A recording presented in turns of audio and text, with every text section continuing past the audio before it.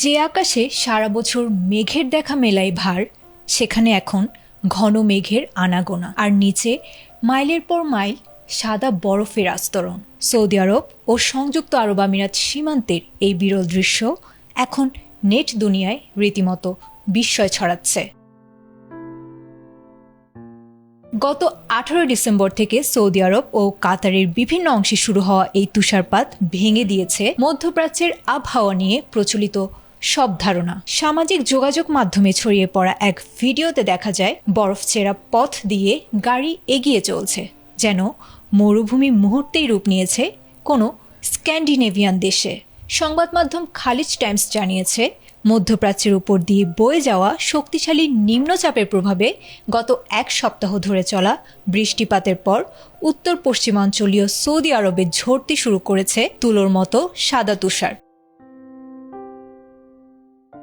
বাঁধভাঙা উল্লাস ও শৈল্পিক দৃশ্য, মরুভূমির এই শীতল রূপ দেখে উৎসবে মেতেছেন স্থানীয় বাসিন্দারা। হিমাঙ্কুর নিচে নামা তাপমাত্রাকে উপেক্ষা করে ছোট বড় সবাইকে দেখা গেছে নাচ গানে মেতে উঠতে।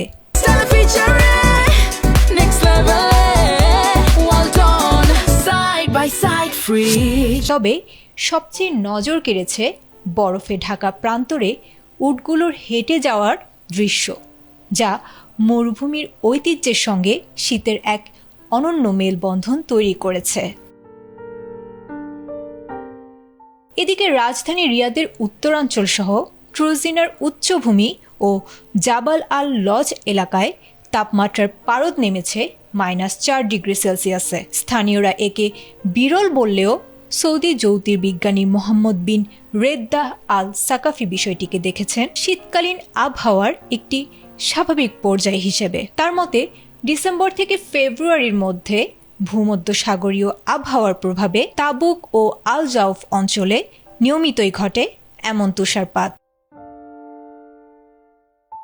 সূর্য যেখানে সারা বছর আগুন ঝরায়, সেখানে এই সাদা তুষারের আবরণ যেন প্রকৃতির এক অদ্ভুত রহস্য। এই তুষারপাত কেবল পর্যটনেই নতুন মাত্রা যোগ করেনি, বরং মধ্যপ্রাচ্যের মানুষের মনে গেঁথে দিয়েছে এক অনন্য ও শীতল স্মৃতি। আয়েশা আক্তার, ATN বাংলা।